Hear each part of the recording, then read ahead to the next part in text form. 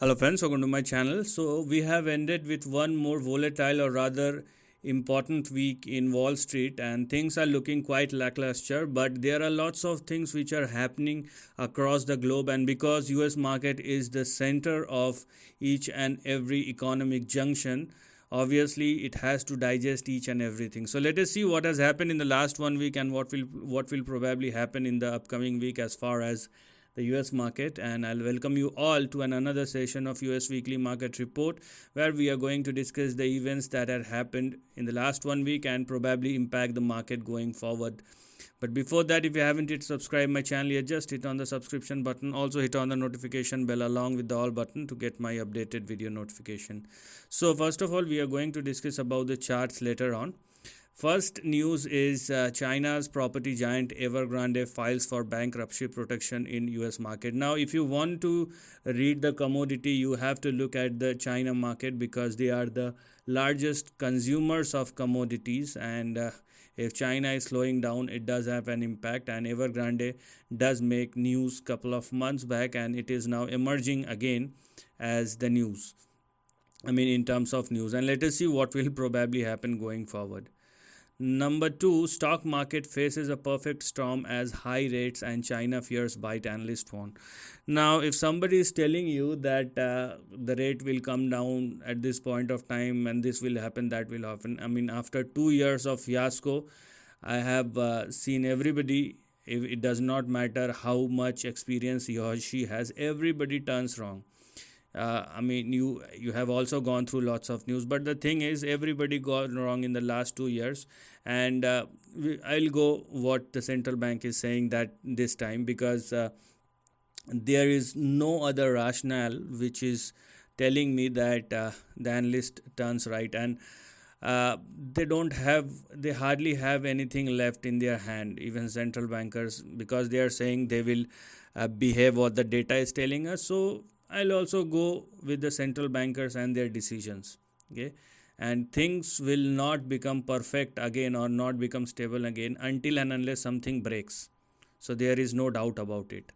The third news is Bitcoin breaks below $26,000. So the any financial instrument moves up when there is a liquidity pumps in, and it will moves down when liquidity moves out. The central thing is, or the central theme is, liquidity is driving everything, and interest rate going higher, it means drying up of liquidity.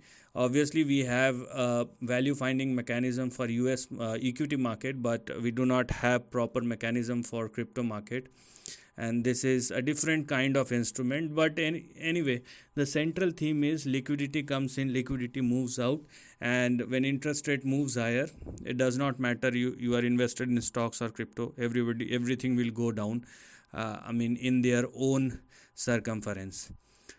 Apart from that, new COVID vaccines from Pfizer, Moderna, and Novavax will protect against Ares variant. So, I mean, be careful because there is new variant, and probably 2024 we will again hit with another virus. There is a likely possibility, as we have seen. If you go through the data points of the past 20-25 years, you will know what I'm talking about. So if you have any question regarding why 2024, so you may go and check out the previous data points in the last 20 to 30 years, you will get to know. Apart from that, let us see what else we have, because I just try to check out the important news which will impact the market. Although there are lots of news, everything is going down, and when the commodity market will slow down, obviously those who are importing commodities, it is good for them, because commodities are not only for making buildings. It is, you are using every person using commodities in their daily life, from soap to from cream, and to, I mean, it is in each and every part of your life. It depend upon which commodity you are using. Also, let us see what else we have. So there are lots of other things which are going on right now, and the thing is uh, Whether it will impact the market or not, it's a very big question. Okay, so we have to check each and everything out. So without talking further, I think this is most of it. This is actually most of it, and without talking further, we will go to the chart and we will see what is happening in the market. So if you are looking at the closing of Dow Jones, it is flat, and Nasdaq is also flat, but on the negative side. S&P 500 is also flat. Gold is trading as 1918. I mean, if you are a long-term investor, and those who know and understand the properties of gold, they are investing. They are definitely investing and accumulating gold at this particular point. Oil trading at 81 is giving you a bit more comfort, but the thing is, it is very near to 84, and I've talked about it in the last 2 weeks, because once WTI crude futures started trading beyond for 84, the next target will be 93. So that's where the biggest risk lies. So we will see what is happening. Now the US 10-year yield is trading at 4.2, and the bond yield curve is turning from inverted to flat, and this transition, I don't think it is good for the market, because this transition is telling you something, and it will definitely have an impact on the market. VIX is trading above 17. I mean, whenever US VIX started trading and sustaining above 15 or more, it is indicating that market will turn volatile if it haven't yet. So it is an indication of volatility if US VIX started trading and sustaining above 17. Apart from that, we have all the, you can clearly see. So you can clearly see all the yields, I mean, from 1 month to 30 are now trading above at least 4.2, 4.2, 4.3, and it can go up to 5.5 as well. I mean, I have giving this example time and time again. Let's say I have $1 million or $1 billion. Why should I invest in stock if I get a 5.3 yield, a 5.3% yield in a matter of a month? Okay, and this is a risk-free yield. You just park your money for a month and you will get 5.3%. Just think from a big man's perspective who has a deep pocket. Okay, it's not about you and me who have 5,000 or $10,000. It's about somebody who has millions or billions of dollars. They can simply earn 5.3 or 5.5 in a matter of a month or in a matter of 3 months. So just think like that. Then we are going to talk about US dollar index. It is now quoting at 103, but the trend is changing. I have been updating it, I mean, on regular basis, but US dollar index turns very volatile. So let us discuss each and everything one after one. So for this time, I will start with the dollar index, and this is the price chart of dollar index. So if you dig down the price chart of dollar index, what you can see that the dollar index is getting narrower. The trend is getting narrower, and which we can clearly see as far as the price action is concerned. Right now, it may move towards or in between 102.6 and 103.7, but one more leg on the upside is left. So this is 2, this is 3, this 4th, and this will be 5. Once it hits 104, 105, or once the 5th leg is completed, then you will see something like this. Okay, this is a possibility. So we have one more short run, I mean one more slight correction within the range, and then we have one more upside which is yet to be seen. So couple of I would say there is one month, 1.5 month of pain is still left if you are looking at the dollar index. Let us see what will happen, because we have to change our analysis based on the price action. We can't stick to any particular plan and let the market falls as far as for our plan of action is concerned. It's not going to happen. So we have to stick to the market, and we have to change our analysis based on what the market is doing. So this is on the 4th leg where we can see a slight bit of correction, and then there will be a 5th leg as well where the dollar index will move higher, and from there either it will make a breakdown or a breakout. This narrow range indicating a breakdown rather than a breakout, which is good for the market, but we will see later on. Okay, so right now you can clearly see the uptrend is going on within this particular range. So this is what dollar index is telling you. And meanwhile, for the last couple of weeks, you will see volatility in the US market, or you can also call it as a correction.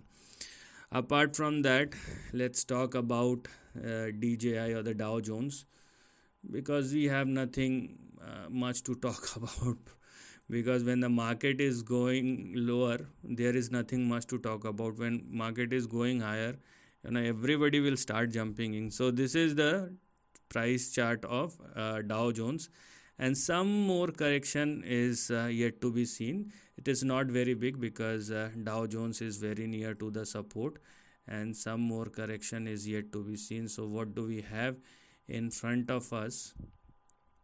What do we have in front of us is a support which is in between 33,970 and 34,180, and the price chart as of now is telling you a move like this: 1 2 3. This is the fourth move, which will probably end very soon, and this will be the fifth move. Okay, so some more correction yet to be seen, but once it started taking support in between 33,900 and 34,000, you will see an upswing towards 36,000 and as well towards 36,000. So this is a possibility which we can see.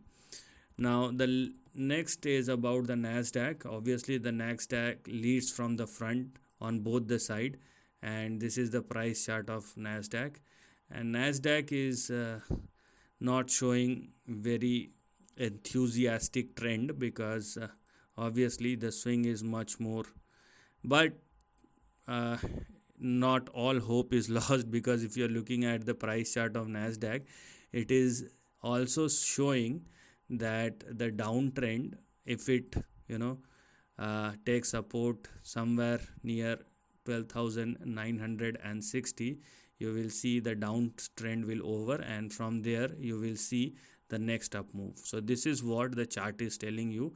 Obviously if it falls below 12,960, then further downside will open up. So if it falls below this line, then obviously we'll see a downside like this. But what the chart is telling you, which is as same as the Dow Jones, this will be the fifth move. So I mean some more correction to be seen, and when the Dow Jones and Nasdaq is showing you that the uptrend is limited, you will get the same kind of similar kind of price action in S&P 500 as well, and you can clearly see. Now S&P 500 is getting narrower.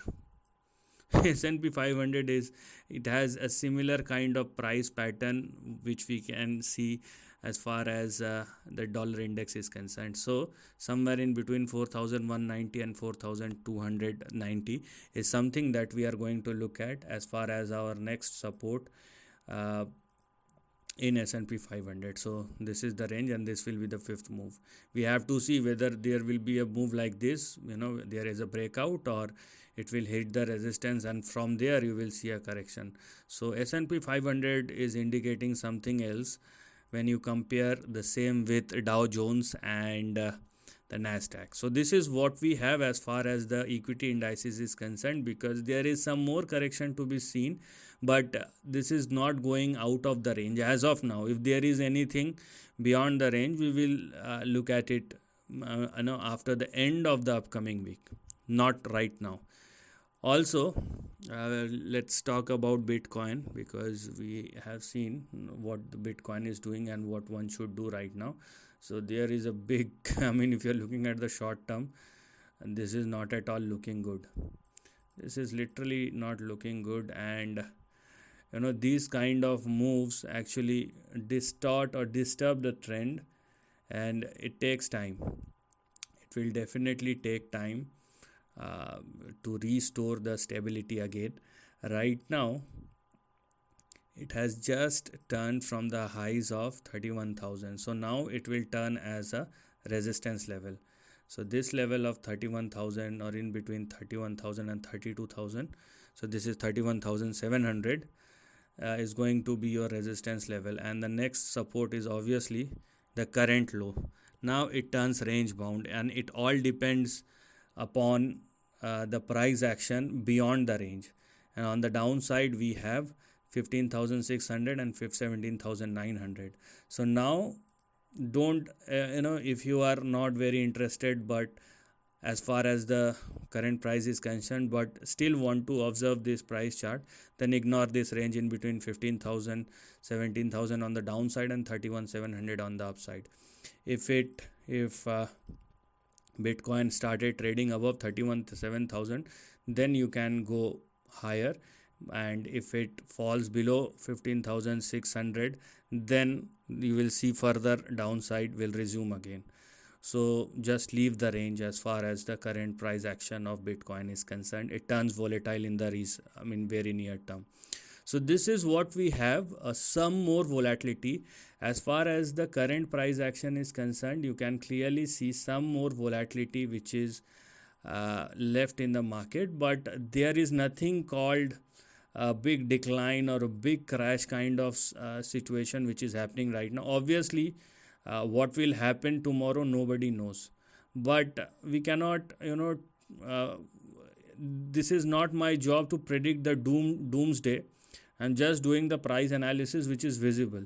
If I start predicting the doomsday without any reference or relevance point that yes, this is one of the black swan event which may damage the market, very very sharply, then that's a different scenario. I must have some substance. If I know something, there is highly likely that you know that thing much much better than me, or you may have known that particular thing ahead of me. So that's already been factored in. So there is no point discussing about the same thing and try to extrapolate it because I am saying it and that's why it turns very bullish or very bearish. No, it's not going to work like that. So what is visible in the market, that's acceptable. If I'm talking about that, that's acceptable. But if I'm saying that a big crash, let there be some indication because I'm analyzing the price chart. So if there is any indication that no, multiple things are not working and there is a big trend breakdown, then yes, I can make a statement or I can make a case out of it. But right now, there is no such thing as of now. Okay, so let's see. So don't try to predict the doomsday for you or for anybody else. And if there is a change in the trend, obviously everybody will start saying that. And obviously, if you are following somebody big, then take it with a pinch of salt because their strategy is completely different from what you are thinking. If you follow their path without knowing their strategy and what they are actually doing and what actual positions they possess, then obviously you are taking a very big risk just simply following anybody, be it a big guy, be it a small guy, be it a known or unknown person, does not matter. Until and unless if you have some doubt, don't take any position. If you have some doubts, don't even think to take any position in any part of the stock market. When you have clarity in your thought, then you can go ahead and take your bet accordingly. Right now, there are some correction which is left in the market, but it is not going, the market is not indicating any buzz scenario which may happen in the next 1 week, and we have to take it one step at a time. We have to take one step at a time, and that's why we will go what has happened in the 1 week, based on which what may happen in the upcoming week. And once the next week gets over, we get to know what's the end of the story of the upcoming week, and then we will take one step forward thereafter. So this is the end of the video. Thanks for watching.